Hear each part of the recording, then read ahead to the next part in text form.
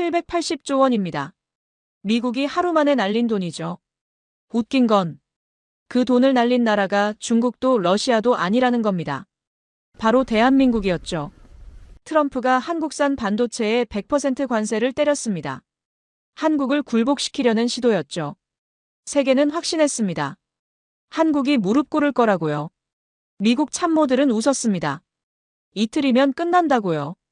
그런데 72시간 만에 모든 게 뒤집혔습니다. 챗GPT가 멈췄습니다. 인공지능이 블랙아웃 됐죠. 실리콘밸리가 공황에 빠졌습니다. 엔비디아 CEO가 심야에 서울행 비행기에 올랐습니다. 이유는 단 하나. 삼성이 숨을 멈췄기 때문입니다. 그런데 더 놀라운 일이 벌어졌습니다. 한국은 흔들리지 않았습니다. 전혀요. 오히려 가격을 30% 올렸죠. 그런데도 전 세계가 줄을 섰습니다. 도대체 무슨 일이 있었던 걸까요? 지금 시작합니다. 이야기 시작하기 전에 좋아요와 구독 버튼 가볍게 한번 눌러주시면 저 감동 이야기 서은비에게 정말 따뜻한 격려가 됩니다. 지금 어디에서 이 영상을 시청하고 계신지 아래 댓글에 나눠주세요. 초강대국은 미국이라고요? 천만의 말씀입니다. 회의실이 조용해졌습니다. 30명이 넘는 참모들이 숨소리조차 죽인 채 대통령을 바라봤죠. 마치 칼끝으로 상대를 고르는 듯한 대통령의 손가락은 펼쳐진 세계 지도 위 오른편으로 이동하고 있었습니다. 그리고 멈춰선 곳. 대한민국. 한국을 막아야 해. 그 한마디가 떨어지는 순간 저는 알았습니다.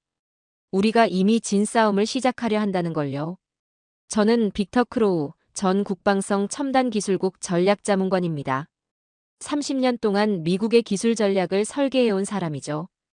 무기 개발부터 공급망 재편까지 제 손을 거치지 않은 정책이 없었습니다. 그래서 더 확신할 수 있었죠. 이 결정은 재앙이 될 거라고요. 트럼프 대통령은 지도에서 손을 떼며 자리에서 일어났습니다. 다들 들었지? 한국산 반도체에 100% 관세를 때린다. 내일 오전 10시에 발표할 거야. 무역대표부 국장이 고개를 끄덕였습니다. 각하 현명하신 결정입니다. 한국은 지금까지 우리가 압박하면 항상 굴복했습니다. 맞아요. 한국은 늘 그랬죠. 재무부 차관이 거들었습니다. 관세 협상 때마다 결국 우리 말을 들었잖아요. 이번에도 똑같을 겁니다. 저는 입을 다물고 있었습니다. 말해봤자 소용없다는 걸 알았으니까요. 이미 결정된 일이었습니다. 좋아. 내일 보자고. 트럼프가 회의실을 나갔습니다. 문이 닫히자마자 분위기가 달라졌죠. 참모들이 웅성거리기 시작했습니다. 한국 정도야 문제없죠. 삼성이 뭐 어쩌겠어요. 미국 시장을 포기할 순 없잖아요. 저번에도 자동차 관세 때렸을 때 결국 협상 테이블에 나왔잖습니까? 저는 그들을 바라봤습니다. 자신감에 가득 찬 얼굴들이었죠. 하지만 저는 불안했습니다. 뭔가 놓치고 있다는 느낌이 들었거든요. 2025년 9월 12일 오전 10시. 백악관 브리핑룸이 기자들로 가득 찼습니다. 트럼프가 단상에 섰죠. 오늘부터 한국산 반도체에 100% 관세를 부과합니다. 미국의 일자리를 지키기 위한 결정입니다. 기자들이 술렁였습니다. 손이 일제히 올라갔죠. 각하 삼성과 SK 하이닉스가 세계 메모리 시장의 70%를 장악하고 있는데 미국 기업들은 어떻게 대응할 수 있습니까? 트럼프가 손을 저었습니다. 걱정 마세요. 한국은 우리 없이 못 삽니다. 곧 협상 요청이 올 겁니다. 저는 모니터로 생중계를 보면서 한숨을 쉬었습니다. 완전히 오판하고 있었거든요. 발표가 나가자마자 월가가 폭발했습니다. 나스닥이 개장 30분 만에 4.7% 폭락했죠.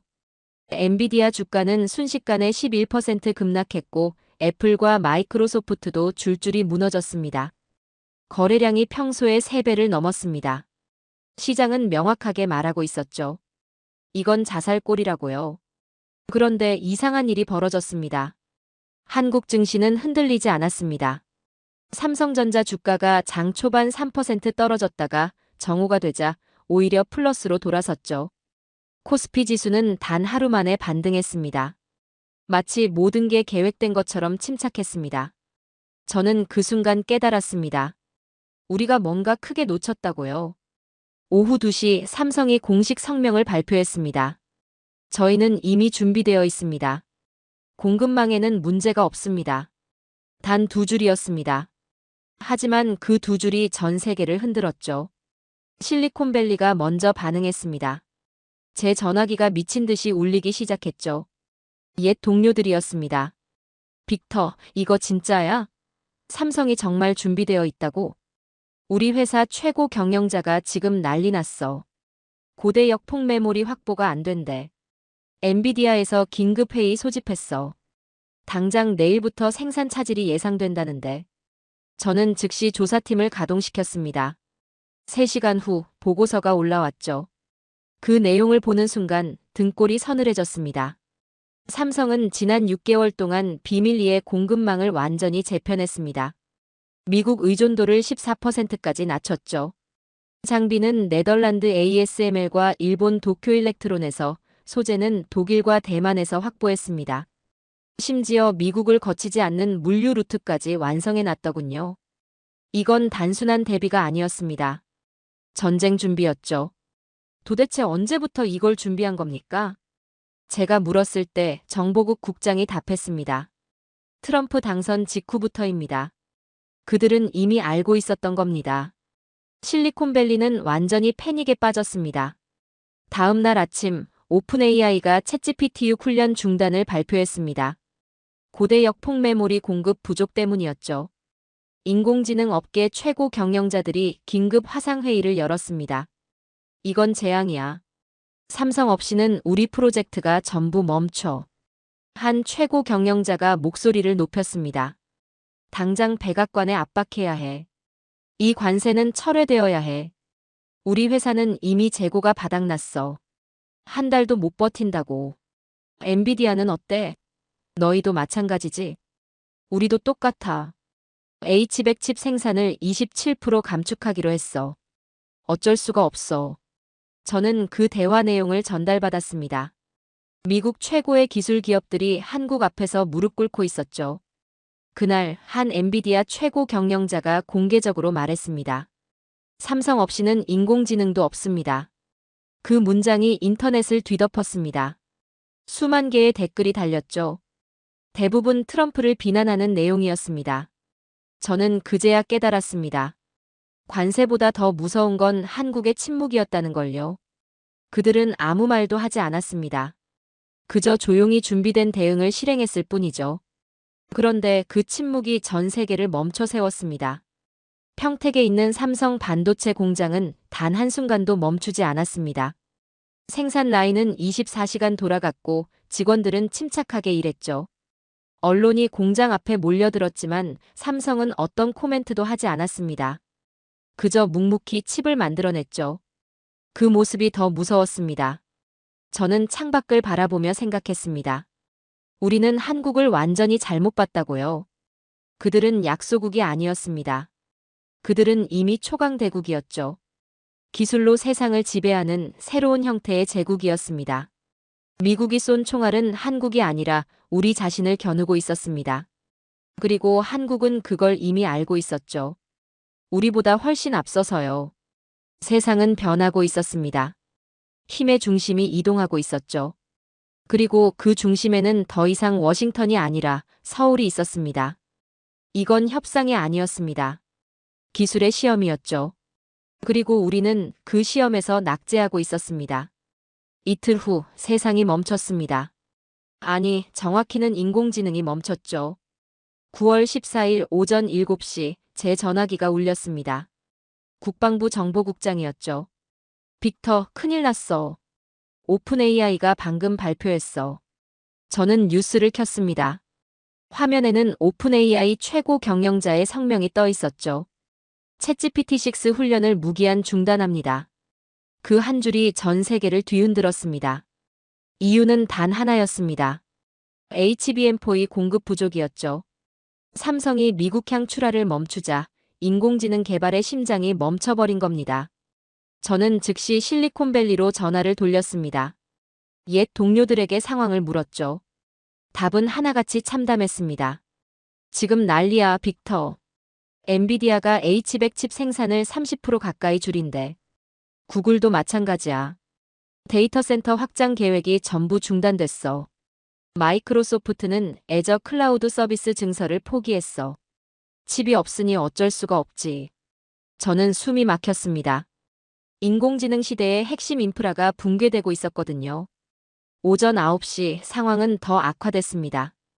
구글이 긴급 성명을 냈습니다. 제미나이 신규 기능 개발을 전면 중단한다는 내용이었죠. 메타도 뒤따랐습니다. 라마 3 업데이트가 무기한 연기됐습니다. 아마존 웹 서비스는 더 직접적이었습니다. AI 관련 신규 서비스 출시를 잠정 중단합니다. 저는 상황실 모니터를 보면서 전율했습니다. 도미노였죠. 오픈 AI가 넘어지자 실리콘밸리 전체가 무너지고 있었습니다. 오전 10시 엔비디아에서 긴급 기자회견이 열렸습니다. 최고 경영자가 단상에 섰죠. 얼굴이 창백했습니다. 현재 H100 칩 생산량이 27% 감소했습니다. HBM4의 공급이 중단되었기 때문입니다. 기자들이 일제히 손을 들었습니다. 대체 공급처는 없습니까? 최고 경영자가 고개를 저었습니다. 삼성과 SK 하이닉스가 HBM 시장의 63%를 장악하고 있습니다. 대체는 불가능합니다. 그럼 어떻게 하실 겁니까? 협상이 필요합니다. 정부 차원에서요. 그 말을 듣는 순간 저는 깨달았습니다. 미국 최고의 기술 기업이 백기를 든 거였죠. 오후 1시 백악관에 긴급 보고가 들어왔습니다. 글로벌 AI 트래픽이 하루 만에 14% 급감했다는 내용이었죠. 챗GPT, 제미나이, 코파일럿 모두 응답 속도가 30% 이상 느려졌습니다. 이유는 단순했습니다. 데이터 센터에서 돌아가는 GPU들이 제대로 작동하지 않았거든요. HBM 없이는 연산 자체가 불가능했습니다. 이건 예상보다 훨씬 심각합니다. 정보국 분석관이 말했습니다. 단순히 생산 지연이 아니라 인프라 전체가 마비되고 있습니다. 저는 고개를 끄덕였습니다. 맞는 말이었죠. 오후 2시 삼성이 공식 발표를 했습니다. 저는 화면을 보면서 숨을 죽였습니다. 삼성의 성명은 조심스러웠습니다. 글로벌 수요 증가와 생산 일정 재조정으로 인해 디램과 HBM 제품의 공급 스케줄에 변동이 있을 예정입니다. 가격은 시장 상황을 반영하여 조정됩니다. 겉으로 보기엔 평범한 공지였습니다. 하지만 저는 알았죠. 이게 무슨 의미인지를요. 저는 즉시 조달팀에 전화를 걸었습니다. 삼성 쪽 반응이 어때? 최악입니다. 신규 주문은 전부 검토 중이래요. 언제 답 줄 수 있는지도 모르겠대요. 증량 요청은 거절됐습니다. 생산 능력 한계라고 하던데 이상한 건 담당자가 말을 멈췄습니다. 중국 쪽 주문은 바로 승인됐대요. 대만도 일본도 다 정상이래요. 저는 전화를 끊었습니다. 의미는 명확했죠. 생산 지연이라고 하지만 실상은 달랐습니다.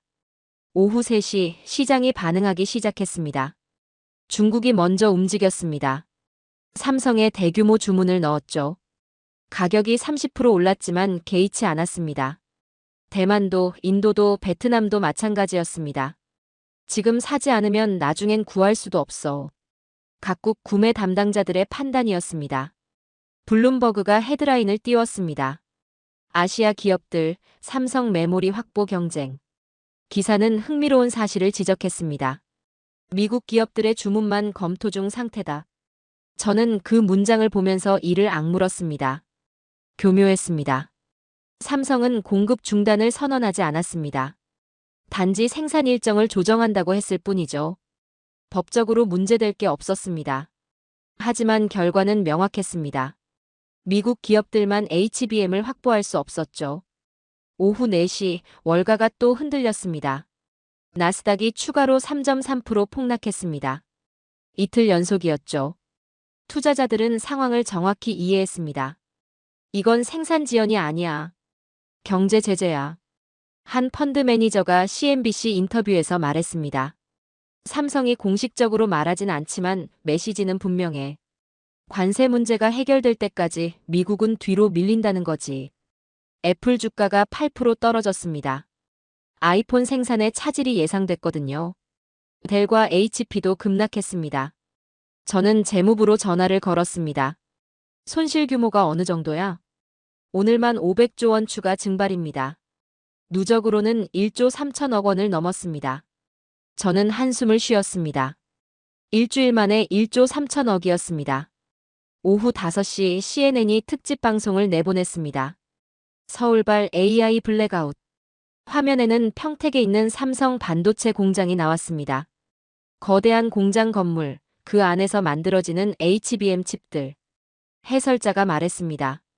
이곳에서 만들어지는 칩 하나하나가 인류 문명의 미래를 좌우합니다. 그리고 지금 미국 기업들은 이 칩들을 확보하지 못하고 있습니다. 카메라가 공장 외벽을 따라 움직였습니다. 24시간 돌아가는 생산 라인, 쉬지 않고 작동하는 기계들. 생산은 정상이었습니다. 하지만 그 제품들이 미국으로 오지 않고 있었죠. 저는 화면을 보면서 소름이 돋았습니다. 인류의 두뇌는 서울에서 만들어지고 있었죠. 그리고 그 사실을 이제 모두가 알게 됐습니다. 저녁 6시, 저는 옛 동료에게 전화를 걸었습니다. 엔비디아에서 일하는 친구였죠. 상황이 어때? 최악이야, 빅터. 우리 회사 주가가 사흘 만에 23% 떨어졌어. 고객들이 주문을 취소하고 있어. 삼성 쪽 반응은? 생산 일정 검토 중이래. 언제 답을 줄 수 있는지도 모르겠대. 근데 웃긴 건 그가 쓴웃음을 지었습니다. 중국이랑 대만 고객들한테는 바로 답 줬대. 우리만 검토 중이야. 그게 뭘 의미하는지 알지? 당연하지. 우리가 찍혔다는 거잖아. 전화를 끊고 나서 저는 창밖을 바라봤습니다. 실리콘밸리의 불빛들이 보였죠. 하지만 그 빛들이 꺼져가고 있었습니다. 9월 17일 월스트리트 저널이 특집 기사를 실었습니다. AI의 산소 공급국 한국. 기사는 이렇게 시작했죠. 한국이 숨을 멈추자 세계가 질식하고 있다. 저는 그 문장을 읽으면서 전율했습니다. 정확한 표현이었거든요. 한국은 AI 시대의 산소였습니다. 없으면 모두가 죽는 거죠. 기사는 계속됐습니다. 전 세계 GPU의 70%가 한국산 HBM을 사용한다는 통계가 나왔죠.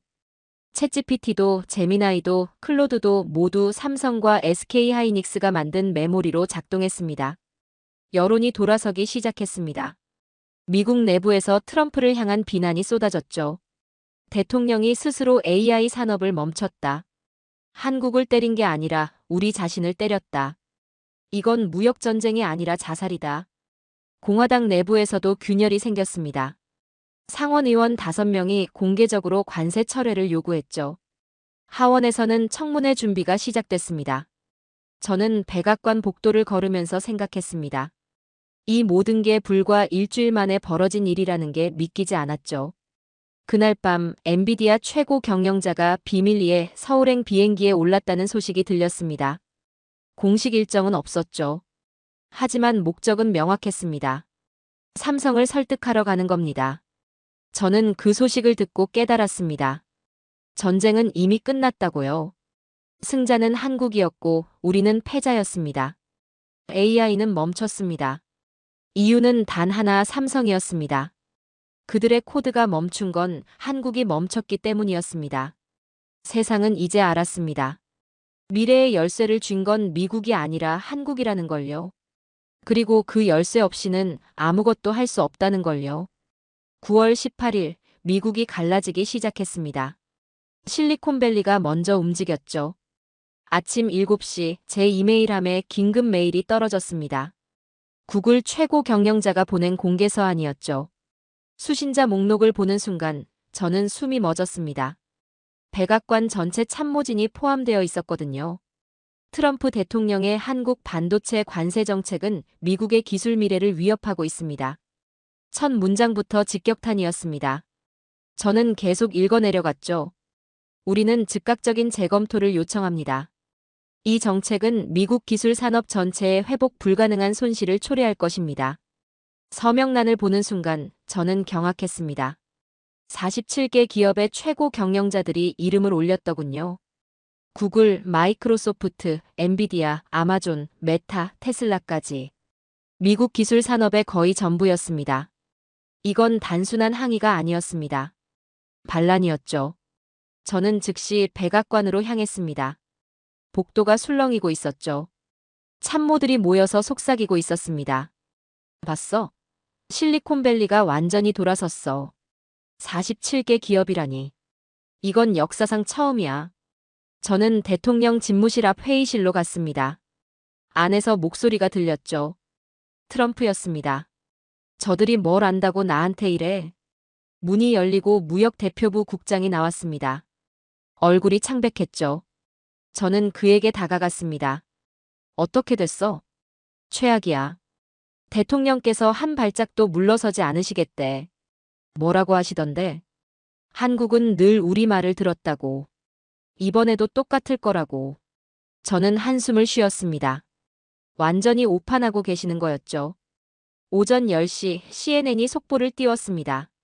실리콘밸리 47개 기업, 트럼프 관세에 공개 반대. 화면에는 최고 경영자 명단이 스크롤되고 있었습니다. 해설자가 흥분된 목소리로 말했죠. 이것은 미국 역사상 매우 드문 일입니다. 주요 기업들이 현 정부 정책에 집단으로 반대 의사를 밝힌 것은 전례를 찾기 어렵습니다. 저는 모니터를 보면서 한숨을 쉬었습니다. 균열이 시작됐구나 싶었죠. 오후 1시 상황은 더 악화됐습니다. 나스닥이 또 폭락했습니다. 오전 거래에서만 3.9%가 빠졌죠. 주요 기술주들이 줄줄이 무너졌습니다. 엔비디아는 13%, 테슬라는 9%, 구글은 7% 급락했습니다. 이게 닷새째였습니다. 닷새 연속 폭락이었죠. 시장은 명확하게 말하고 있었습니다. 이 정책은 재앙이라고요. 저는 재무부로 전화를 걸었습니다. 손실 규모가 어느 정도야? 닷새 동안 나스닥 시가총액 830조 원이 증발했습니다. 기술주 중심으로요. 엔비디아만 해도 시총이 20% 가까이 날아갔습니다.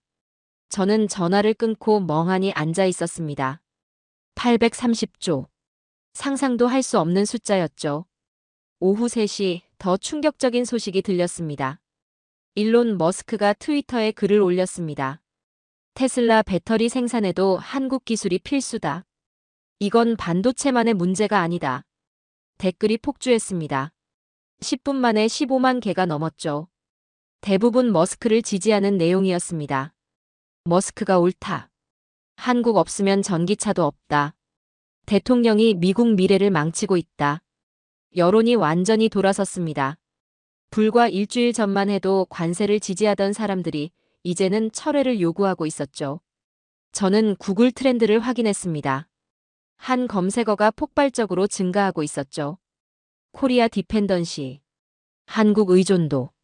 검색량이 일주일 전보다 800% 급증했습니다. 사람들이 찾아보기 시작한 겁니다. 미국이 얼마나 한국에 의존하고 있는지를요. 저는 검색 결과들을 하나씩 클릭해봤습니다. 기사들이 쏟아지고 있었죠. 미국 AI 산업, 한국 반도체 없이 작동 불가. 배터리부터 디스플레이까지 한국 기술 의존. 한국이 멈추면 실리콘밸리도 멈춘다. 모두 같은 결론이었습니다. 한국은 더 이상 협력 대상이 아니라 생존 조건이라는 거였죠. 저녁 6시 하원 의장실에서 발표가 나왔습니다. 한국 반도체 관세가 미국 경제에 미치는 영향에 대한 긴급 청문회를 소집합니다. 청문회는 사흘 후로 잡혔습니다. 증인 명단에는 주요 기술 기업 대표들이 대거 포함되어 있었죠. 저는 그 명단을 보면서 확신했습니다. 이건 단순한 청문회가 아니라 정책 재검토의 시작이 될 거라고요. 다음 날 아침 워싱턴 포스트가 일면 톱 기사를 실었습니다. 기술산업대 백악관 전례 없는 대립. 기사는 길었습니다. 지난 일주일간의 사건들을 시간순으로 정리했죠. 관세 발표, 시장 폭락, AI 중단, 그리고 실리콘밸리의 집단 반발까지. 기사 말미에는 전문가 인터뷰가 실렸습니다. MIT 경제학 교수였죠. 이것은 단순한 무역 분쟁이 아닙니다. 기술 패권의 이동을 보여주는 역사적 사건입니다. 저는 기사를 읽으면서 고개를 끄덕였습니다. 맞는 말이었거든요. 오전 10시 제 전화기가 울렸습니다. 구글 정부관계 담당 부사장이었죠. 빅터 상황 알고 있지? 청문회 말이야? 응. 우리 쪽에서 준비한 증언 자료 봤어? 아직인데. 보내줄게. 근데 내용이 좀 강해. 우리는 이번 기회에 확실히 입장을 밝힐 거야. 어느 정도인데? 한국 기술 없이는 미국 기술 산업이 존재할 수 없다는 거. 데이터와 팩트로 입증할 거야. 전화를 끊고 나서 저는 이메일로 받은 자료를 열어봤습니다. 내용이 충격적이었죠. 전 세계 GPU의 70%가 한국산 HBM을 사용합니다. AI 서버의 85%가 삼성 또는 SK 메모리로 작동하고요. 스마트폰 디스플레이의 60%가 한국산입니다. 전기차 배터리는 65%가 한국 기술이고요. 숫자들이 명확했습니다. 미국은 한국 없이 미래를 논할 수 없었죠. 오후 2시 뉴욕타임스가 여론조사 결과를 발표했습니다. 한국 반도체 관세, 찬성 30% vs 반대 70%. 불과 일주일 만에 여론이 완전히 뒤집힌 겁니다. 발표 직후에는 찬성이 55%였거든요. 기사는 이유를 분석했습니다. 시장 폭락, AI 중단, 그리고 무엇보다 실리콘밸리의 집단 반발이 결정적이었다고요. 9월 21일, 청문회 당일이 밝았습니다. 저는 사무실에 남아 생중계를 켰습니다. 의회 회의장이 카메라로 가득 차 있었죠. 전 세계가 지켜보고 있었습니다. 오전 9시 청문회가 시작됐습니다. 하원 외교위원장이 망치를 두드렸죠. 한국 반도체 관세가 미국 경제에 미치는 영향에 대한 청문회를 시작하겠습니다. 첫 증인은 엔비디아 정부관계 담당 부사장이었습니다. 그가 준비된 성명서를 읽기 시작했죠. 현재 우리 산업은 심각한 공급망 문제에 직면해 있습니다. HBM 공급 중단으로 GPU 생산이 27% 감소했습니다. 화면 속에서 의원들이 고개를 끄덕이고 있었습니다. 현재 기술 수준에서 한국 외에 대체 공급처를 찾는 것은 현실적으로 어렵습니다. 저는 모니터를 보면서 긴장했습니다. 다음 질문이 중요했거든요. 그럼 이 관세 정책에 대해 어떻게 생각하십니까? 증인이 조심스럽게 답했습니다. 우리는 정책 재검토가 필요하다고 생각합니다. 미국 기술 산업의 경쟁력을 위해서요. 다음은 구글 정책 담당 임원이었습니다. AI 개발에 필요한 핵심 부품의 90% 이상이 한국 기술에 의존하고 있습니다. 이것은 단순한 무역 문제가 아닙니다. 그가 데이터를 제시했습니다. 그래프와 통계가 화면에 나타났죠. 공급 중단 시 미국 기술 산업 손실은 연간 780조 원으로 추정됩니다. 저는 숨을 죽이고 지켜봤습니다. 미국의 테크 리더들이 공개적으로 말하고 있었죠. 한국이 필수적이라고. 한국 없이는 미래도 없다고요. 청문회는 5시간 동안 계속됐습니다. 증인 9명이 나왔고 모두 비슷한 내용을 증언했습니다. 스승이 떠나자 교실이 멈췄습니다. 그리고 제자들은 이제 깨달았죠. 누가 진짜 필요한 존재인지를요. 저녁 7시 청문회가 끝났습니다. 저는 화면을 끄고 창밖을 바라봤습니다. 미국이 변하고 있었습니다. 아니, 이미 변했습니다. 이제 우리는 인정해야 했죠. 기술의 진짜 중심이 어디인지를요. 청문회가 끝난 다음 날 세계가 움직이기 시작했습니다. 한국을 중심으로요. 9월 22일 오전 저는 국방부 정보국에서 급한 전화를 받았습니다. 빅터, 일본이 움직였어. 뭐? 도쿄에서 긴급 기자회견을 연다고 해. 1시간 후야. 저는 즉시 모니터를 켰습니다. 일본 경제산업성 장관이 단상에 서 있었죠. 일본은 반도체 자금률을 높이기 위해 긴급 투자를 단행하겠습니다. 장관이 발표했습니다. 우리는 한국의 공백을 메울 수 있습니다. 저는 화면을 보면서 코웃음을 쳤습니다. 할 수 있다고요? 정말로요? 기자들이 질문을 쏟아냈습니다. 구체적인 계획은 무엇입니까? 키옥시아와 르네사스를 중심으로 HBM 생산 라인을 구축하겠습니다. 언제까지 가능합니까? 2년 내로 상용화를 목표로 합니다. 저는 즉시 분석팀에 연락했습니다. 일본의 HBM 기술 수준 어때? 한국보다 3년은 뒤처져 있습니다. 생산비는 2.3배 높고요. 성능은 전력 효율이 40% 낮습니다. 속도도 느리고요. 저는 고개를 끄덕였습니다. 예상대로였죠. 일본이 시도는 할 수 있지만 현실은 달랐습니다. 오후 2시 시장이 답을 내놨습니다. 일본 반도체 주식들이 잠깐 올랐다가 1시간 만에 다시 떨어졌죠. 투자자들은 바보가 아니었습니다. 일본의 발표가 공허한 약속이라는 걸 알았거든요. 블룸버그가 즉각 분석 기사를 냈습니다. 일본의 HBM 도전 현실성 의문. 기사는 냉정했습니다. 기술 격차, 비용 문제, 시간 문제를 조목조목 지적했죠. 일본이 한국을 따라잡기까지 최소 5년. 그 사이 한국은 더 앞서갈 것. 저는 기사를 읽으면서 한숨을 쉬었습니다. 일본마저 한국 앞에서 무력했죠. 그날 저녁 더 흥미로운 소식이 들렸습니다. 러시아가 움직였습니다. 조용히 그러나 확실하게요. 외신이 보도했죠. 러시아 외교부 차관이 서울을 비공식 방문했다는 내용이었습니다. 공식 일정은 없었죠. 하지만 목적은 명확했습니다. 저는 CIA 보고서를 받아봤습니다. 러시아, 한국과의 기술 협력 타진 중. 보고서는 상세했습니다. 러시아가 한국에 제안한 내용이 나와 있었죠. 천연가스와 히토류를 제공하고 그 대가로 반도체 기술을 얻겠다는 거였습니다. 지난 한 달간 비공식 접촉 3차례 확인됨. 저는 보고서를 덮었습니다. 러시아마저 한국에 손을 벌리고 있었죠. 9월 24일 중국이 등장했습니다. 빌런으로요. 중국 외교부 대변인이 정례 브리핑에서 말했습니다. 한국의 행위는 자유무역 질서를 해치는 것입니다. 기자들이 술렁였죠. 한국은 기술을 무기화하고 있습니다. 이것은 아시아 전체의 안정을 위협합니다. 저는 뉴스를 보면서 피식 웃었습니다. 중국이 자유무역을 말하다니 아이러니였죠. 하지만 세계는 중국을 외면했습니다. 유럽연합 대변인이 즉각 반박했습니다. 한국은 정당한 경제적 대응을 하고 있습니다. 미국의 관세가 먼저였습니다. 인도 상무장관도 비슷한 입장을 밝혔죠. 한국의 기술 주권은 존중되어야 합니다. 중국의 비난은 공허하게 울렸습니다. 아무도 듣지 않았거든요.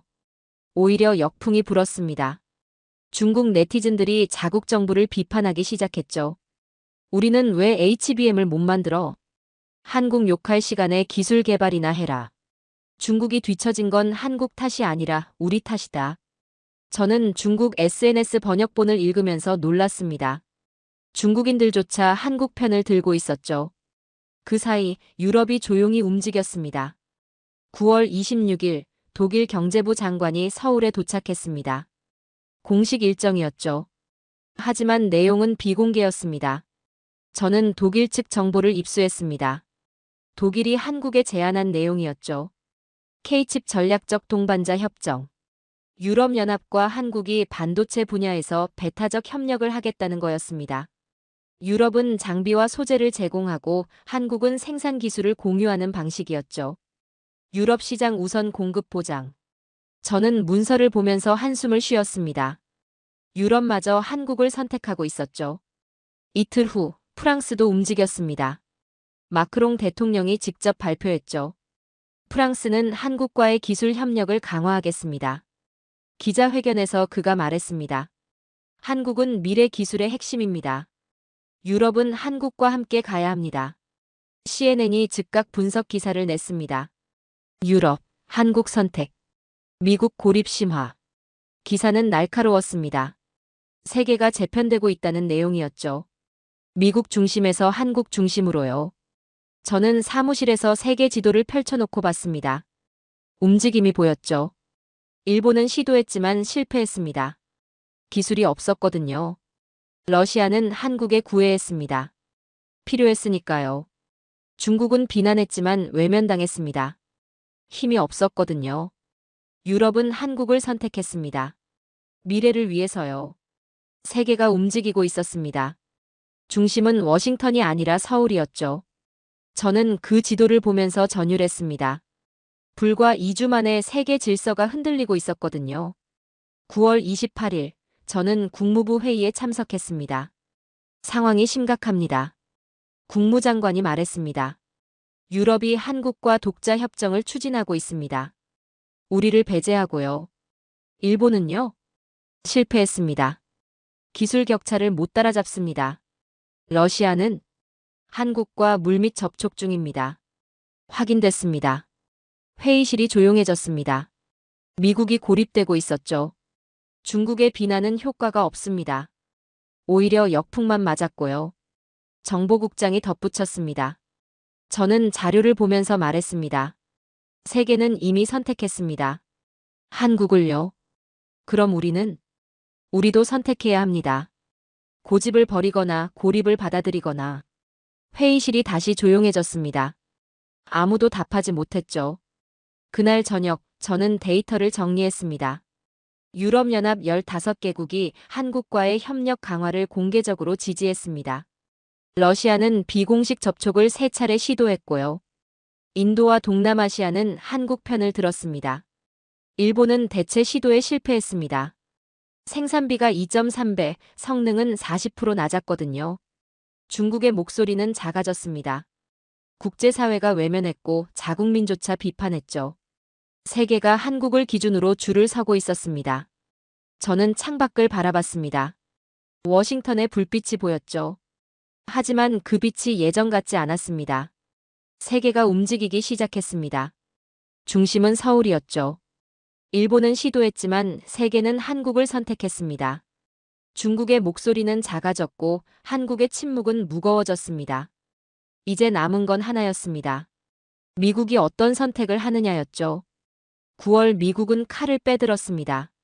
하지만 그 칼날은 엉뚱한 곳을 향했죠.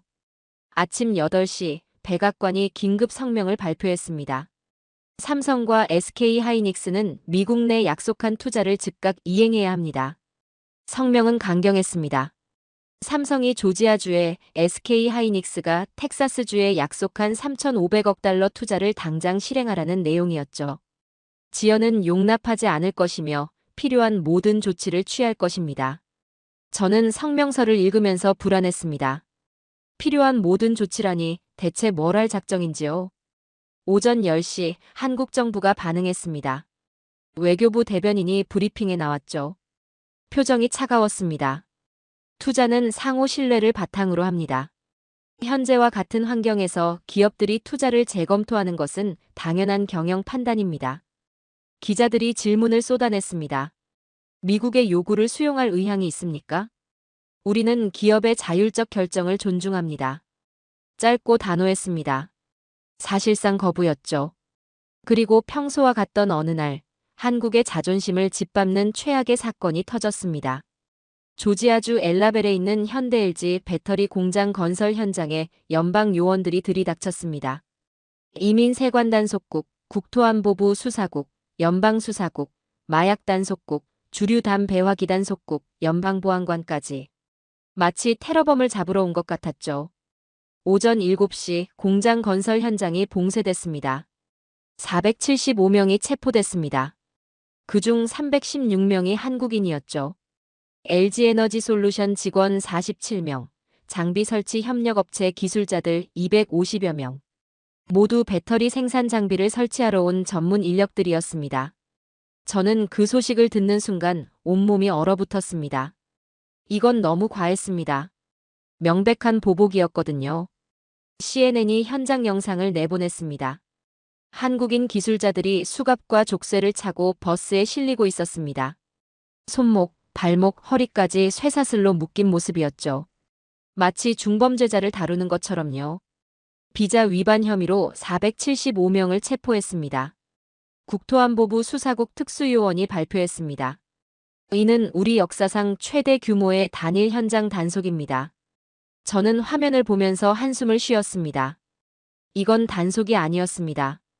시위였죠. 한국을 향한 경고였습니다. 하지만 문제가 있었습니다. 체포된 사람들은 범죄자가 아니었거든요. 그들은 B1 비즈니스 비자나 전자여행허가로 입국한 기술자들이었습니다. 한국산 장비를 설치하고 점검하는 단기 업무였죠. 이런 방식은 수년간 관행이었습니다. 미국에 같은 기술을 가진 사람이 없었으니까요. 그들은 불법 노동자가 아닙니다. 변호사가 즉시 반박했습니다. 전문 기술자들이 제조사 장비를 설치하는 건 비즈니스 활동입니다. 수년간 인정받아온 방식이에요. 하지만 이민 세관단 속국은 듣지 않았습니다. 이에 한국이 폭발했습니다. 서울 거리마다 뉴스 속보가 떴습니다. 수갑찬 한국 기술자들의 모습이 반복 재생됐죠. 대한민국 국민이 범죄자 취급을 받고 있습니다. 한국 언론이 분노했습니다. SNS는 순식간에 미국 규탄 게시물로 뒤덮였죠. 여론조사 결과가 나왔습니다. 한국인의 60%가 이번 단속에 반대했습니다. 댓글들은 더 격렬했죠. 이게 동맹국이 할 짓인가? 트럼프가 우리를 뭘로 보는 거야? 투자 따위 다 철회해버려. 청와대가 긴급 국무회의를 소집했습니다. 외교부 장관이 워싱턴으로 날아갔죠. 상황이 심각했습니다. 그리고 이어진 한국 총리의 언급은 미국을 완전히 당황하게 했죠. 저는 사무실에서 생중계를 켰습니다. 전 세계 언론이 지켜보고 있었죠. 총리의 표정이 단단했습니다. 비자 문제가 해결되지 않으면 투자도 없습니다. 저는 숨이 멎었습니다. 이건 단순한 항의가 아니었습니다. 최후 통첩이었죠. 우리 기업들의 미국 내 투자 3,500억 달러는 우리 국민의 안전이 보장될 때만 가능합니다. 총리가 계속했습니다. 대한민국은 더 이상 일방적인 압박을 받아들이지 않습니다. 회견장이 술렁이었습니다. 한국 기자들의 얼굴에 자부심이 번졌고 외신 기자들은 놀라움을 감추지 못했죠. CNN이 즉각 자막을 띄웠습니다. 한국 총리, 미국의 강경 경고. 저는 화면을 보면서 전율했습니다. 약소국의 외교가 아니었습니다. 대등한 국가의 선언이었죠. 블룸버그가 긴급 분석 기사를 냈습니다. 투자 중단 시 미국 일자리 21만 개 손실. 기사는 상세했습니다. 조지아주만 8만 개, 텍사스주 6만 개, 기타 지역 7만 개. 총 21만 개의 일자리가 사라질 위기였죠. 조지아 주지사가 급히 백악관에 전화를 걸었습니다. 이거 어떻게 된 겁니까? 우리 주에만 8만 개 일자리가 달렸어요. 텍사스 주지사도 마찬가지였습니다. 한국 투자가 없으면 우리 제조업 부흥 계획이 무산됩니다. 주지사들은 다급했습니다. 유권자들을 어떻게 설명하겠냐는 거였죠. 오후 3시 의회가 들끓었습니다. 하원 의원 23명이 공동 성명을 발표했죠. 이번 한국인 기술자 억류는 부당했다. 역사는 기억할 것이다. 공화당 의원들이었습니다. 트럼프와 같은 당이었죠. 하지만 그들마저 반대편에 섰습니다. 이것은 일자리를 지키는 게 아니라 파괴하는 것이다. 상원에서도 비슷한 움직임이 나왔습니다. 양당 의원 15명이 백악관에 서한을 보냈죠. 한국과의 관계를 즉각 정상화하라. 의회가 대통령에게 등을 돌리고 있었습니다. 충격적인 일이 벌어졌습니다. 백악관 내부 문서가 언론에 유출됐습니다. 국가안보회의 보고서였죠. 저는 그 문서를 입수했습니다. 제목이 의미심장했습니다. 한국 상황 평가. 저는 첫 페이지를 펼쳤습니다. 첫 문장이 모든 걸 말해줬죠. 한국은 통제 불가능한 상태입니다. 문서는 냉정했습니다. 한국 정부는 더 이상 우리의 압박에 굴복하지 않습니다. 오히려 역공을 하고 있습니다. 기술 의존도를 고려할 때 협상력은 한국에 있습니다. 투자 중단 시 경제적 손실은 우리가 감당하기 어려운 수준입니다. 저는 문서를 덮었습니다. 백악관도 알고 있었던 겁니다. 우리가 졌다는 걸요. 뉴욕타임스가 특종으로 보도했습니다. 백악관 내부 문서, 한국은 통제 불가. 헤드라인이 충격적이었습니다. 미국 정부가 한국을 통제할 수 없다고 인정한 거였죠. 전 세계 언론이 들썩였습니다. 영국 가디언지 한국, 미국에 당당히 맞서다. 프랑스 르몽드 서울의 외교 승리. 독일 슈피겔 기술이 외교를 이긴다. 일본 아사히 신문 한국의 강단에 놀라. 세계가 주목하고 있었습니다. 한국이 미국과 대등하게 맞서고 있다는 사실에요. 억류된 한국인들은 전세기를 타고 한국으로 돌아갔습니다. 자발적 출국이라는 명목이었습니다. 추방이 아니라 스스로 떠나는 거라고요. 법적 기록에 남지 않는 방식이었죠. 저는 애틀랜타 공항 생중계를 봤습니다. 한국인 기술자들이 비행기에 오르고 있었습니다. 이번엔 수갑도 족쇄도 없었습니다. 그들은 일주일 만에 집으로 돌아갔습니다. 하지만 상황은 끝나지 않았습니다. 한국 기업들 미국 투자를 전면 재검토하기 시작했습니다. 삼성만이 아니었습니다. SK, 현대차, LG까지. 한국 주요 기업들의 미국 프로젝트 22개가 중단 위기에 처했죠. 조지아 배터리 공장 건설은 2, 3개월 지연됐습니다. 기술자들이 없으니 공사를 할 수 없었거든요. 그날 밤 저는 빈 사무실에 혼자 남았습니다. 창밖으로 워싱턴의 불빛이 보였죠. 하지만 그 빛이 예전 같지 않았습니다. 미국이 변하고 있었습니다. 아니, 이미 변했습니다. 그날 한국은 더 이상 동맹이 아니었습니다. 강대국이었죠. 그들은 협상을 원했지만 한국은 선언을 했습니다. 세계는 지켜봤습니다. 그리고 깨달았죠. 진짜 힘이 어디에 있는지를요. 한국인 기술자들이 귀국한 다음 날 폭탄이 터졌습니다. 민간 연구기관에서 나온 폭탄이었죠. 아침 9시 미국 경제분석국과 월가 투자은행들이 공동으로 긴급 보고서를 발표했습니다. 저는 이메일로 받은 보고서를 열었습니다. 제목이 충격적이었죠. 한국 반도체 공급 중단의 경제적 영향 평가. 첫 페이지를 넘기는 순간 저는 숨이 멎었습니다. 삼성과 SK 하이닉스의 미국향 공급이 지속 중단될 경우 연간 경제 손실은 780조 원에 달할 것으로 추정됩니다. 780조. 상상도 할 수 없는 숫자였습니다. 저는 계속 읽어내려갔습니다. 보고서는 냉정하고 상세했죠. 실리콘밸리 기업들의 투자 회수 및 프로젝트 중단액은 210조 원으로 집계됩니다. AI 산업 매출은 90% 감소할 것으로 예상됩니다. 전자제품 제조업은 45% 생산 차질이 불가피합니다. 숫자들이 계속 쏟아졌습니다. 모두 재앙이었죠. 저는 마지막 페이지로 넘어갔습니다. 결론 부분이었습니다. 삼성이 멈추면 미국 경제도 멈춥니다. 그 한 문장이 모든 걸 말해줬습니다. 오전 10시 CNBC가 긴급 특집 방송을 시작했습니다. 저는 모니터를 켰습니다. 스튜디오에는 경제 전문가 5명이 앉아 있었죠. 모두 당황한 표정이었습니다. 이 보고서는 충격적입니다. 한 애널리스트가 말했습니다. 780조 원이라는 건 미국 GDP의 6%에 해당합니다. 한 나라, 아니 한 기업의 공급 중단이 이렇게 큰 영향을 미칠 수 있다는 게 믿기지 않습니다. 다른 전문가가 거들었습니다. 사실 우리는 몰랐습니다. 아니, 인정하고 싶지 않았죠. 우리가 이렇게까지 한국에 의존하고 있다는 걸요. 패널들이 고개를 끄덕였습니다. 인정하고 싶지 않은 진실이었지만 숫자는 거짓말을 하지 않았죠. 저는 보고서를 다시 펼쳤습니다. 세부 항목들을 확인했죠. AI 산업 손실이 가장 컸습니다. 연간 320조 원이었습니다. 오픈 AI, 구글, 마이크로소프트, 메타 모두 포함된 수치였죠. 반도체 제조업 손실이 270조 원이었습니다. 엔비디아, AMD, 인텔 모두 타격을 받았습니다. 전자제품 제조업이 190조 원. 애플, 델, HP가 포함됐죠. 합계가 780조를 넘었습니다. 오전 11시 월스트리트 저널이 특집 기사를 냈습니다. 삼성 없는 미국은 없다. 헤드라인이 자극적이었지만 내용은 사실이었습니다. 저는 기사를 읽으면서 씁쓸했습니다. 미국 언론이 이런 제목을 단다는 게 믿기지 않았거든요. 기사는 상세했습니다. 산업별로 한국 의존도를 분석했죠.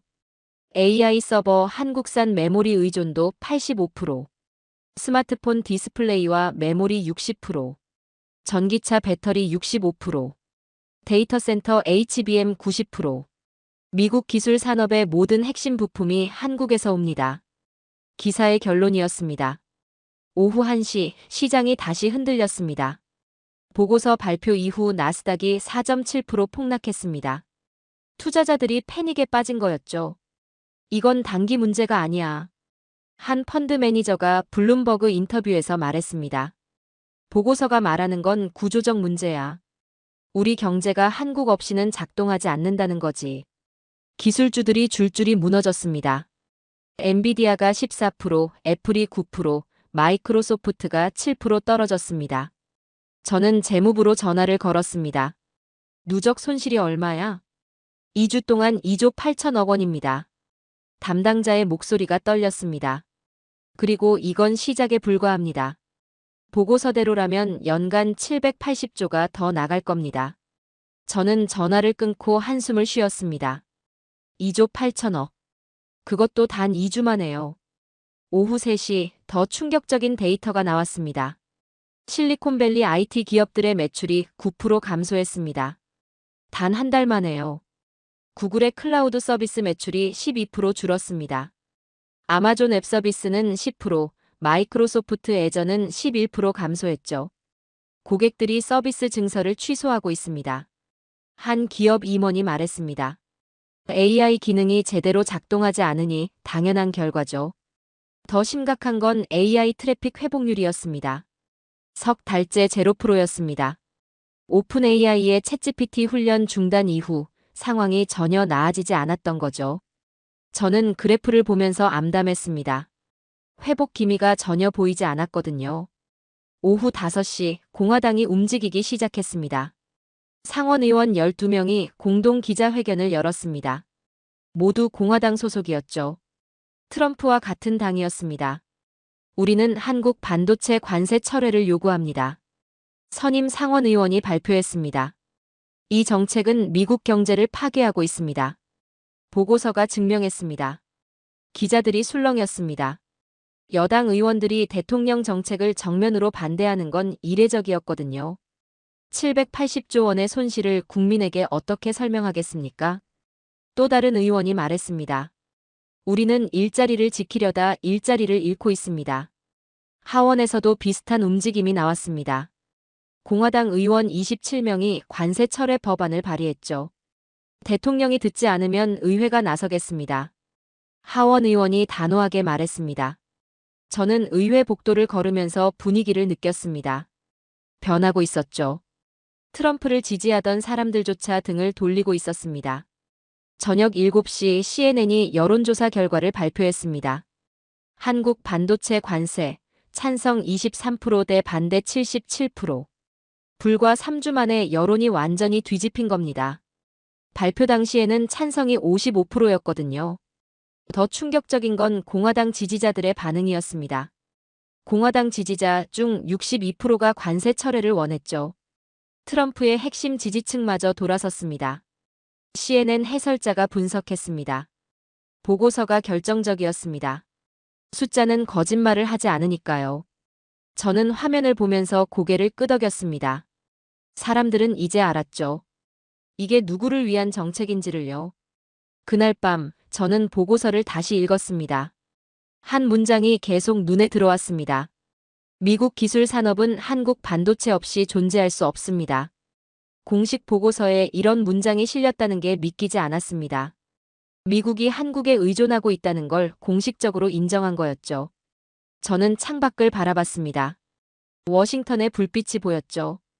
그들은 드디어 깨달았습니다. 세상을 돌리는 건 한국이었다고요. 삼성이 멈추면 실리콘밸리도 멈춘다는 걸요. 이건 단순한 무역 분쟁이 아니었습니다. 패권의 이동이었죠. 기술의 중심이 워싱턴에서 서울로 옮겨가고 있었습니다. 보고서는 그걸 숫자로 증명했습니다. 780조라는 숫자로요. 다음 날 아침, 저는 백악관 회의실로 향했습니다. 복도에서 참모들이 속삭이고 있었습니다. 대통령이 보고서를 읽었대. 뭐라고 하시던데? 아무 말씀 없으셨대.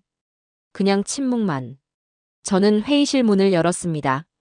대통령은 오지 않았습니다. 참모들만 모여 있었죠. 이제 어떻게 할 겁니까? 누군가 물었습니다. 아무도 답하지 않았습니다. 답이 없었거든요. 미국은 패배를 인정해야 했습니다. 보고서가 그걸 강요했죠. 780조라는 숫자가 우리의 자존심을 짓밟았습니다. 그리고 세상은 이제 알았습니다. 진짜 초강대국이 누구인지를요. 780조 보고서가 나온 다음 날 한국이 또 한 번 세상을 놀라게 했습니다. 이번엔 미래를 보여줬죠. 서울 강남에 있는 삼성전자 본사 대강당이 기자들로 가득 찼습니다. 전 세계 언론이 몰려들었죠. 초대장에는 단 한 줄만 적혀 있었습니다. 미래를 공개합니다. 저는 워싱턴에서 생중계를 켰습니다. 무슨 일이 벌어질지 궁금했거든요. 삼성 반도체 연구소장이 단상에 올랐습니다. 뒤로 거대한 스크린이 켜졌죠. 오늘 우리는 역사를 바꿀 발표를 합니다. 연구소장이 침착하게 말했습니다. 카이스트와 공동으로 개발한 상온 초전도 양자칩입니다. 화면에 작은 칩 하나가 나타났습니다. 손톱만 한 크기였죠. 하지만 그 작은 칩이 세상을 뒤흔들 거였습니다. 이 칩은 상온에서 작동합니다. 기자들이 술렁이기 시작했습니다. 상온이라는 말에 모두 놀란 거였죠. 양자 컴퓨터는 영하 273도의 극저온이 필요했습니다. 냉각 비용만 천문학적이었죠. 하지만 삼성의 칩은 달랐습니다. 실온에서 작동했습니다. 냉각 비용은 제로입니다. 그리고 연산 효율은 기존 양자칩 대비 1200배 향상됐습니다. 1200배. 저는 화면을 보면서 입이 떡 벌어졌습니다. 이건 혁명이었습니다. 연구소장이 계속했습니다. 우리는 오늘부터 양자칩 양산 체제에 돌입합니다. 기자들이 손을 들기 시작했습니다. 질문이 쏟아졌죠. 언제부터 상용화가 가능합니까? 내년 상반기입니다. 생산 규모는 연간 100만 유닛을 목표로 합니다. 저는 숨을 죽이고 지켜봤습니다. 이건 단순한 기술 발표가 아니었습니다. 선언이었죠. 실리콘 시대가 끝나고 양자 시대가 시작된다는 선언이었습니다. 발표가 끝나기 무섭게 세계가 요동쳤습니다. MIT가 긴급 성명을 냈습니다. 양자 컴퓨터 공동 연구 프로젝트를 중단한다는 내용이었죠. 기존 접근 방식으로는 한국을 따라잡을 수 없습니다. MIT 연구소장이 인정했습니다. 우리는 새로운 전략이 필요합니다. IBM도 같은 결정을 내렸습니다. 15년간 진행해온 양자칩 개발 프로젝트를 전면 재검토한다고 발표했죠. 저는 그 소식을 들으면서 경악했습니다. MIT와 IBM이 포기한다니요. 세계 최고의 기술 기관들이 백기를 든 겁니다. 유럽이 빠르게 움직였습니다. 독일 정부가 삼성에 공식 제안을 보냈습니다. 양자 통신 규격을 한국 기술 중심으로 논의하자는 내용이었죠. 프랑스도 뒤따랐습니다. 유럽연합 차원에서 한국과 양자기술 협력 체제를 구축하자고 제안했습니다. 한국 기술이 표준이 될 것입니다. 독일 연구부 장관이 말했습니다. 우리는 그 흐름에 함께하고 싶습니다. 세계 15개국이 참여하던 양자 컴퓨터 공동 연구팀이 해체됐습니다. 각국이 독자적으로 한국과 협력하는 길을 선택한 거였죠. 저는 그 광경을 보면서 전율했습니다. 기술 패권이 완전히 넘어가고 있었거든요. 다음 날 삼성이 또 한 방을 날렸습니다. 서울 코엑스에서 특별 시연회가 열렸습니다. 이번엔 AI 로봇이었죠. 저는 생중계로 봤습니다. 무대 위에 인간형 로봇이 서 있었습니다. 키는 170cm 정도였죠. 외형은 사람과 거의 구분이 안 됐습니다. 이것은 삼성 AI 로봇 프로토타입입니다. 개발팀장이 소개했습니다. 양자칩 기반 AI가 탑재되어 있습니다. 로봇이 움직이기 시작했습니다. 걷고 뛰고 계단을 오르고 물건을 집었죠. 동작이 매끄러웠습니다. 기존 로봇들과는 차원이 달랐습니다. 대화가 가능합니다. 개발팀장이 로봇에게 물었습니다. 지금 기분이 어때? 로봇이 답했습니다. 목소리가 자연스러웠죠. 좋습니다. 많은 분들 앞에 서니 설레네요. 관객들이 박수를 쳤습니다. 놀라워하는 표정들이었죠. 이 로봇은 학습합니다. 스스로 판단하고 진화합니다. 개발팀장이 설명했습니다. 양자칩 덕분에 가능한 일입니다. 시연 영상은 순식간에 퍼졌습니다. 유튜브 조회수가 3억을 넘었죠. 댓글들이 폭주했습니다. 이게 진짜야? 한국이 미래를 만들고 있다. 테슬라 로봇보다 훨씬 앞섰네. 세계 언론이 들썩였습니다. 뉴욕타임스 실리콘의 시대가 끝났다. 워싱턴 포스트 양자혁명의 중심은 서울. 파이낸셜 타임스 한국이 미래 기술을 장악했다. 일본 니혼 게이자이 일본은 이미 뒤처졌다. 모두 같은 이야기를 했습니다. 한국이 미래를 주도하고 있다고요. 저는 워싱턴에서 그 기사들을 읽었습니다. 씁쓸했죠. 불과 한 달 전만 해도 우리가 세계를 이끈다고 생각했거든요. 백악관에서 긴급회의가 소집됐습니다. 저는 회의실로 들어갔습니다. 참모들이 어두운 표정으로 앉아 있었죠. 상황을 정리하겠습니다. 국가안보보좌관이 말했습니다. 한국이 양자칩 개발에 성공했습니다. 상온 작동, 냉각 비용 제로, 효율은 1200배입니다. 우리 기술과 비교하면? 누군가 물었습니다. 비교 자체가 불가능합니다. 우리는 아직 영하 273도가 필요한 단계입니다. 회의실이 조용해졌습니다. MIT와 IBM이 연구를 중단했습니다. 따라잡을 수 없다고 판단했습니다. 유럽은요? 한국 편으로 넘어갔습니다. 독일과 프랑스가 양자기술 협력을 제안했습니다. 국가안보보좌관이 계속했습니다. 그리고 AI 로봇입니다. 양자칩 기반이라 연산 능력이 압도적입니다. 테슬라 로봇과 비교하면 3년은 앞섰습니다. 회의실에 한숨 소리가 퍼졌습니다. 이제 어떻게 해야 합니까? 누군가 물었습니다. 아무도 답하지 않았습니다.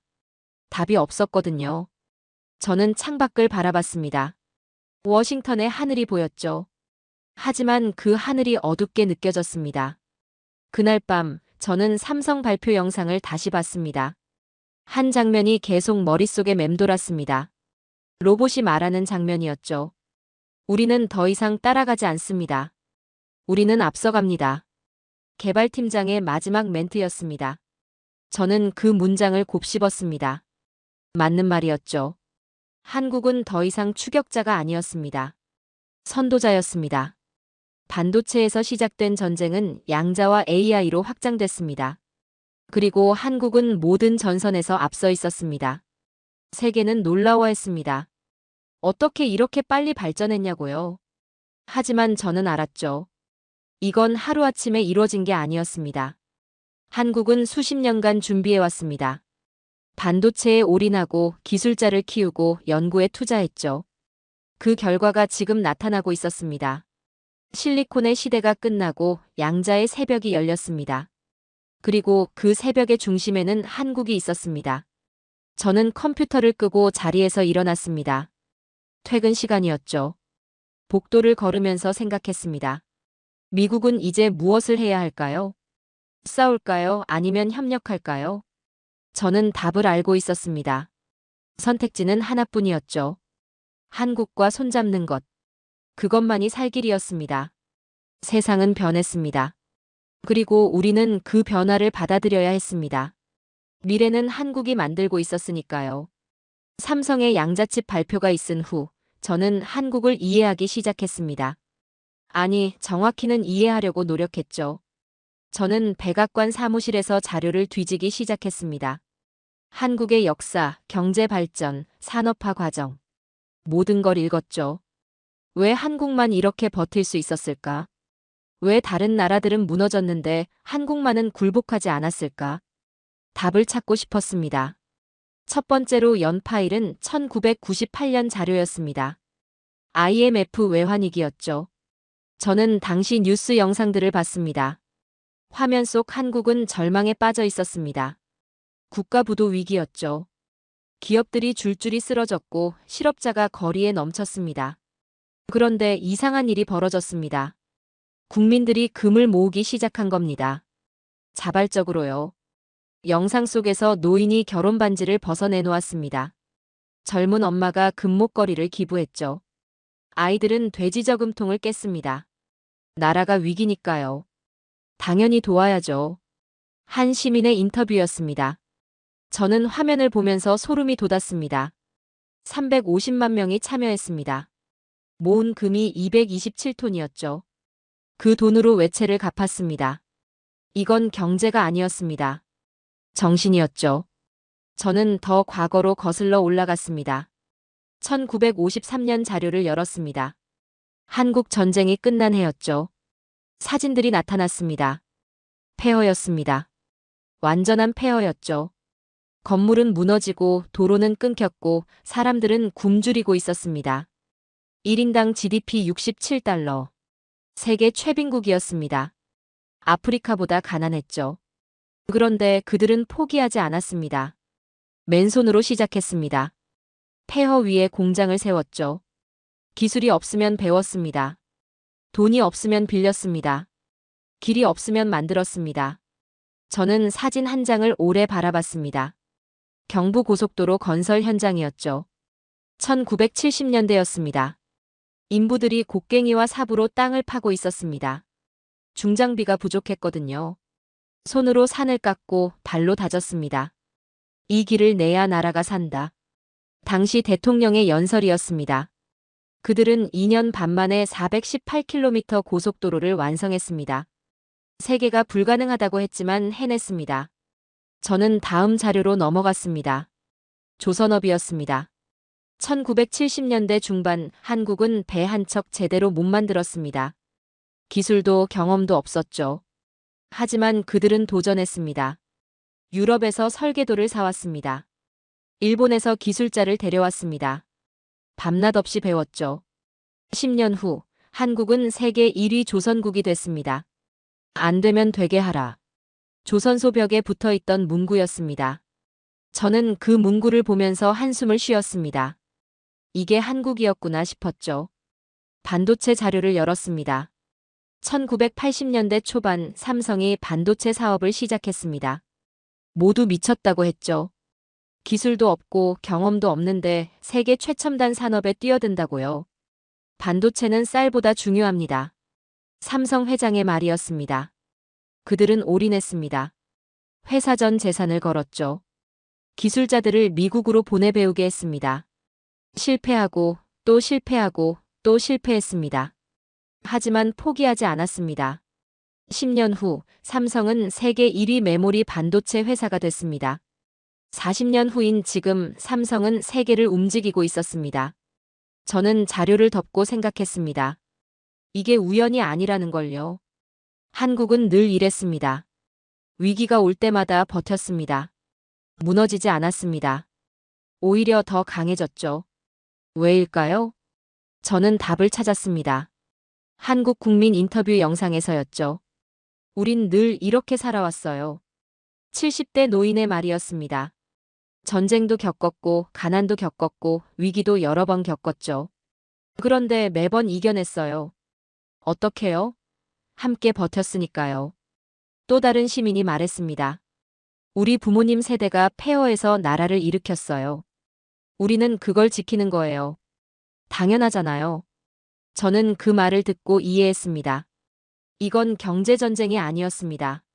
정신의 전쟁이었죠. 한국은 생존의 역사를 가진 나라였습니다. 70년 전 GDP 67달러에서 시작해 지금은 42,000달러까지 올라왔습니다. 600배 성장이었죠. 세계 어느 나라도 이런 속도로 발전하지 못했습니다. 그들은 길이 없으면 길을 만들었습니다. 막히면 뚫었습니다. 무너지면 다시 세웠죠. IMF 때 금을 모았던 것처럼, 전쟁 후 맨손으로 나라를 세웠던 것처럼 이번에도 버티고 있었습니다. 저는 최신 데이터를 확인했습니다. 한국의 기술 자립도가 98%였습니다. 핵심 기술의 98%를 스스로 보유하고 있다는 뜻이었죠. 반도체, 조선, 방산. 세 분야 모두 세계 1위권이었습니다. 그리고 이제 양자와 AI까지 선도하고 있었습니다. 저는 그래프를 보면서 감탄했습니다. 이건 우연이 아니었습니다. 전략이었고 실행이었고 의지였습니다. 다음 날 저는 국무부 회의에 참석했습니다. 한국을 이해해야 합니다. 제가 말했습니다. 그들은 우리와 다릅니다. 압박으로 굴복시킬 수 있는 나라가 아닙니다. 무슨 뜻입니까? 국무장관이 물었습니다. 한국은 생존의 DNA를 가진 나라입니다. 저는 준비한 자료를 펼쳤습니다. 1953년 세계 최빈국이었습니다. 지금은 세계 10위권 경제 대국입니다. 1998년 국가부도 위기였습니다. 국민들이 금을 모아 극복했습니다. 그들은 위기 때마다 오히려 단결했습니다. 그게 한국입니다. 회의실이 조용해졌습니다. 그래서 우리가 어떻게 해야 한다는 겁니까? 협력해야 합니다. 압박이 아니라요. 제가 답했습니다.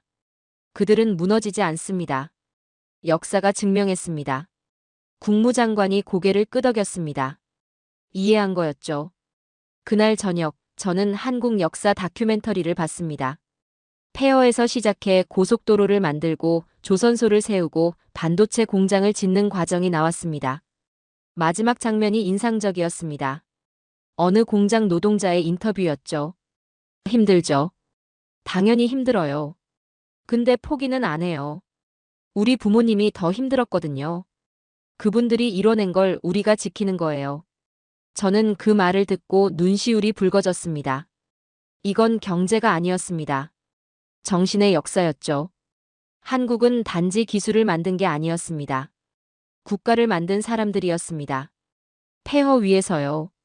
그리고 그 정신은 지금도 살아 있었습니다. 미국의 압박에도 관세에도 기술자 구금에도 굴복하지 않았죠.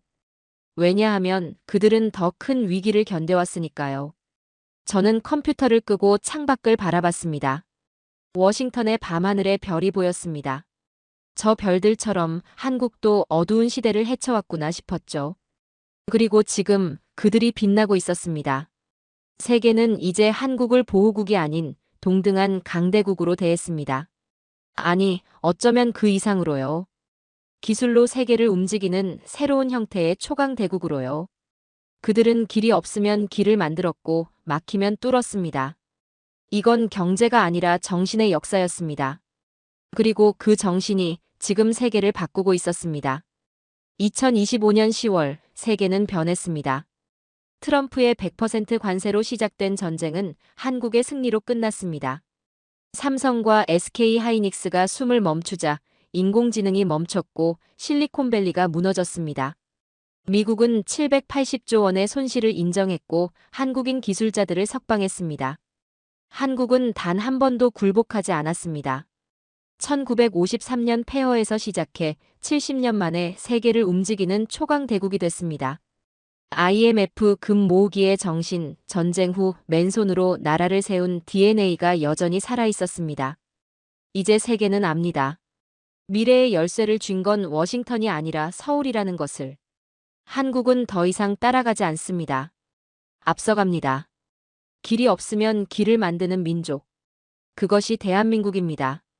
내일은 더 나은 이야기로 함께 하겠습니다. 감사합니다.